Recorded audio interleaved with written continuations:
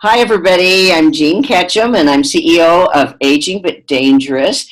And we have a really, really special guest with us today. She is Martha Nemesi, and she is the director of Learning and Style School. And that is one of the ministries from the Sisters of St. Joseph of Carondelet, and they have been our sponsors for 8 years, and we absolutely love them and everything they're doing. But this is one area of the school we haven't really talked about that much, and I think it's just so important for everybody to know about this, and I'm really anxious to talk to Martha and find out about the school and what it does. So welcome to the show, Martha. Thank you. All right. So can you tell us, I know you call the school LISS, right? LISS? LIS. I call it LIS. Okay. And can you tell us about it and its purpose? Absolutely. Learning and Style School is, as you said, one of the ministries of the Sisters of St. Joseph.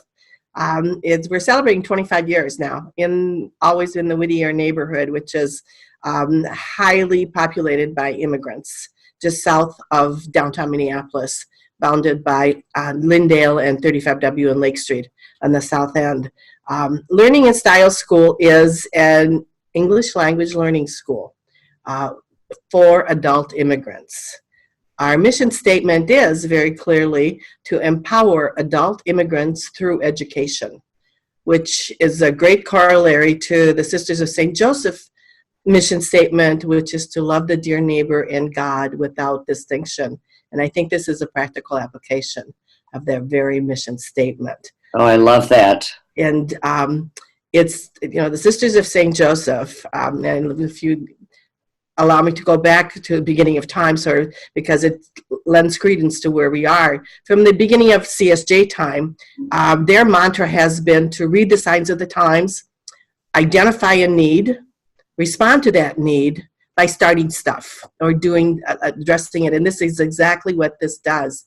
For us specifically, it was started by three sisters who 25 years ago, after retiring from amazing careers in education, went into that neighborhood to tutor people in whatever they needed, only to find out what they needed was English language. So they took classes at the U to learn how to teach, even though they already knew how to teach, but to teach English language to adult learners, and formed this company or this ministry called Learning and Style School. The three sisters were Sister Victoria Houle, who had been superintendent of the CSJ elementary schools, Sister Agnes Foley, many years in administration and education, and Sister Mary Claire Korb, also many years, who, by the way, is still teaching at Learning and Style 25 years later. So we're very, very fortunate in that these people with the amazing skill sets that they had started this ministry. Sister Agnes Foley went on to be the director up until 2 years ago when I took over. So as I said, our mission statement is to empower the adult immigrant through education. At the heart, we teach English language. From pre-literate to they're ready for a GED classes. So they're English language levels from 1 through 6 that we concentrate on. And Martha, what is your background? My background, I started, I have a long history with the Sisters of St. Joseph. I'm a product of CSJ Schools. It started as a teacher, and then I went into IT. So actually I have a 40-year career in IT, in corporate environment. Oh. And I retired several times over, ran into the sisters who had taught me, and now here I am. Well, good. Well, I think that's great. You need to come out of retirement. That's right. You understand that one. Yes, I do. This immigrant thing is so important, Martha. Exactly. We all know it is. It just breaks your heart sometimes, the stories you hear. But, how does a person apply and get into the school? It's a walk-in situation. It's in-person registration and really by word of mouth. Okay.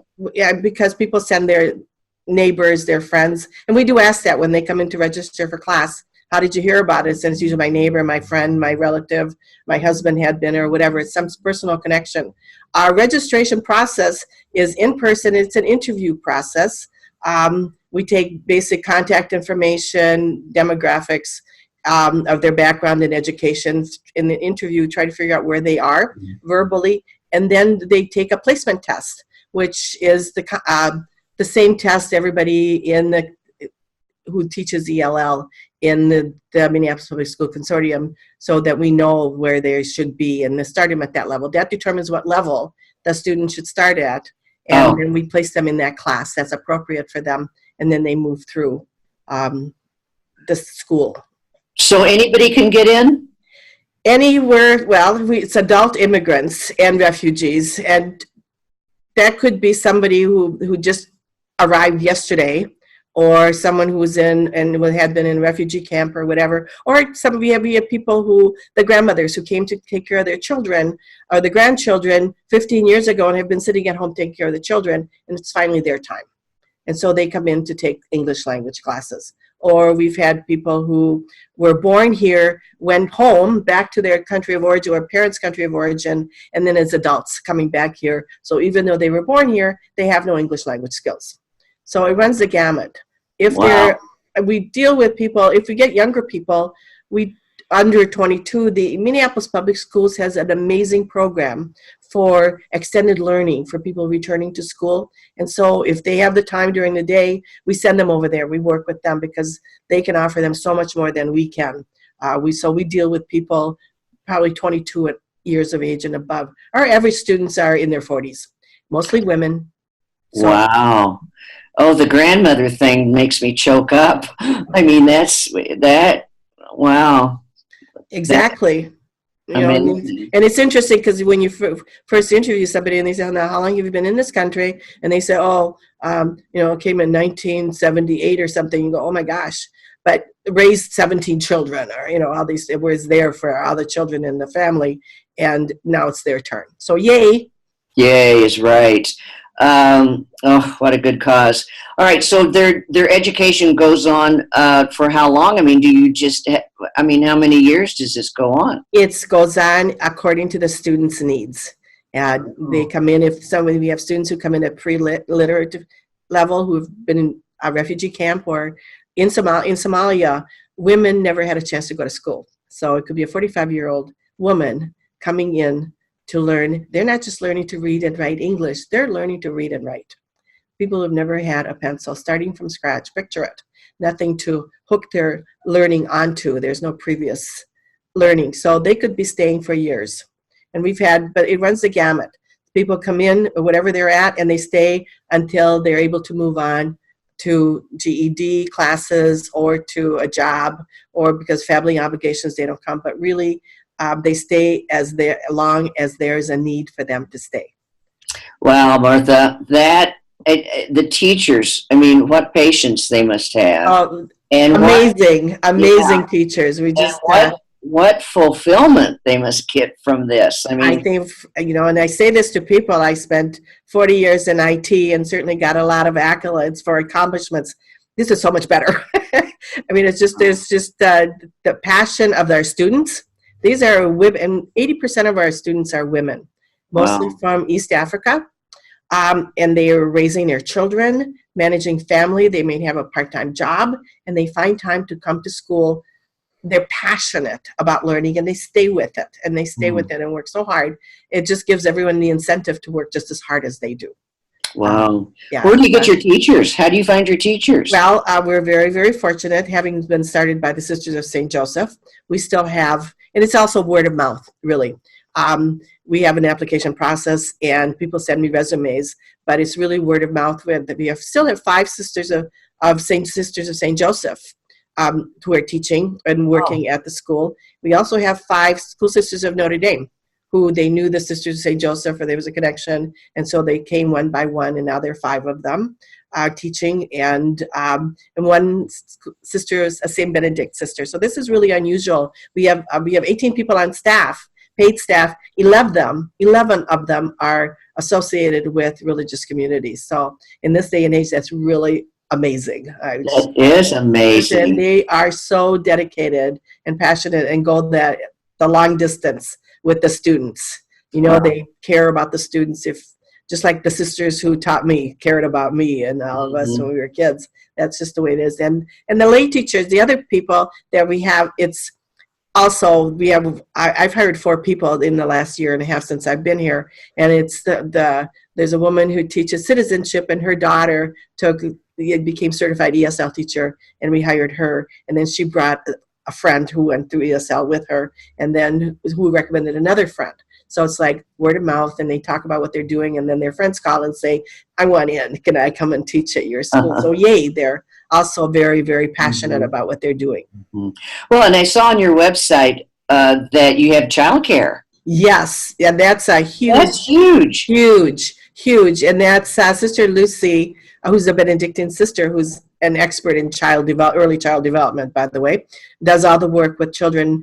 Sadly, we can only offer childcare on a limited basis. Because of limits that we have, we take 13 children at a time.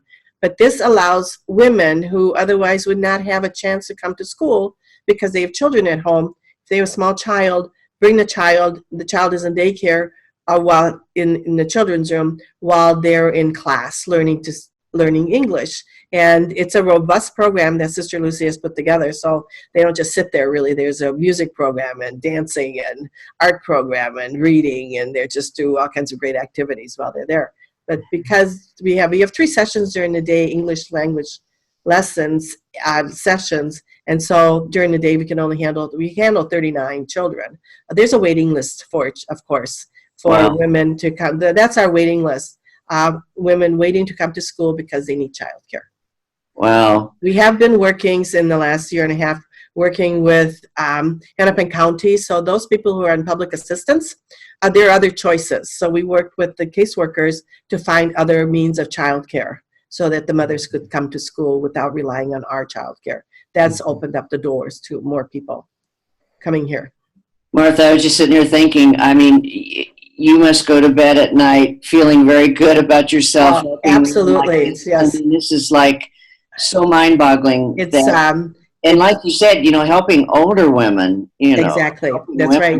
Spend their life not being able to read or write. Pictured. I started as a volunteer 5 years ago, and one of the people I worked with, I helped in the math classes because that's my area. I was a math major, but interestingly, a woman who had to be 72, 70, 71, learning to hold a pencil. We spent 45 minutes until she learned to write the number 2. Wow. Just didn't have that flow. Didn't have the flow or the gestures that you need. You never think about those things. But she could just grab the pencil and do straight lines. And then to get that, but she kept at it. The woman kept at it until she got it down, and then moved from there to the other numbers and kept at it. It's at one point I thought, I would have thrown the pencil to the wall by now or before, way before we got to this point. Yeah. These people are passionate. They'll do anything they need to do to learn English, to become, and I call it the Americanization, to become part of the community. This is, when they come, immigrants come, it doesn't matter if you come because you won the lottery or because you're a refugee or because of famine or war or whatever, but you leave your entire support system behind. Your village, your extended family, your neighbors, you're standing in the community. You start from scratch. And they're trying to establish themselves just as a member of the community or as a viable human being. So we try to address that in as many ways as possible. Okay, I think you talked about this earlier, but you did join the Minneapolis Public School Consortium of Adult Basic Education. Yes. And what does that mean? I know you mentioned it. But it means power to us. Many ways. The consortium consists of the Minneapolis Public Schools Adult Basic Education group, and then we're a partner to that, and there are other ELL schools. There are 5 other ELL schools that are partnering with the Minneapolis Public Schools. We share resources. I just got books. We saved a couple $1,000 by getting used books from Minneapolis Public Schools. We share, very important, we share a software system that tracks our students. We know other schools they've been to, what tests they've given, and basic information, but our attendance, tracks our attendance So we don't have to do it independently, and they have access to it. And that's a big part of it, is that we get many funds from state and federal funds per student hour. And by being a consortium, we're this huge, powerful group that gets the money, and then we divide it up according to percentages, who wins. Oh, that's good. So That's yes, good. it's just, but it gives us power. That Yeah. software system alone would cost us, and I haven't been in that business, hundreds of thousands of dollars and then another $40,000-$50,000 a year to maintain. And it's very robust, and it's very, very class lists and schedules, teacher schedules, student schedules, and it's just an amazing help. A huge service to us that we could never ever afford if we weren't part of that consortium. Mm-hmm. Well, speaking of money, Yes. let's close this up by talking about, give to the max. I mean, Yes. we work on this, Aging but Dangerous works on this every year, Good. the ministries, because it's so important. Mm-hmm. I think it's November 14th. People can find Yes. out on our website, what it is too. And then we'll have your website on there. But It's on our website, yes. And we're part of the CSJ Ministries Foundation. They raise money for us. Mhm. And you can go through there to contribute. Mhm. And there's some matching funds available through. So whatever you contribute to the foundation, there's a matching. And so we get even more money, which we rely on very much. It's just so important. The money, right. The money we get from the state and the federal government only covers about 20% of our cost. The rest we raise funds. We have to raise the funds for. Yeah. Well, we're going to raise them for you. Great. Yeah. Great. So, Great. Well, Martha, thank you so much for the time. It was Absolutely. very informative. And I just want all of our followers to really understand these different ministries, with the sisters, because each one of them is so special. And this one we just didn't know that much about this one. And so this was very, very good. Great. So, And yes, thank you so much. And by the way, we rely on volunteers also. We have 18 people on paid staff, but we have 40 volunteers and could use more, especially in childcare. If you know anyone who would like to hold a baby for an hour, we could really use you. Sounds good to me. All right. All right. Okay. Thanks, Martha. All right. Thank you. Bye. Bye.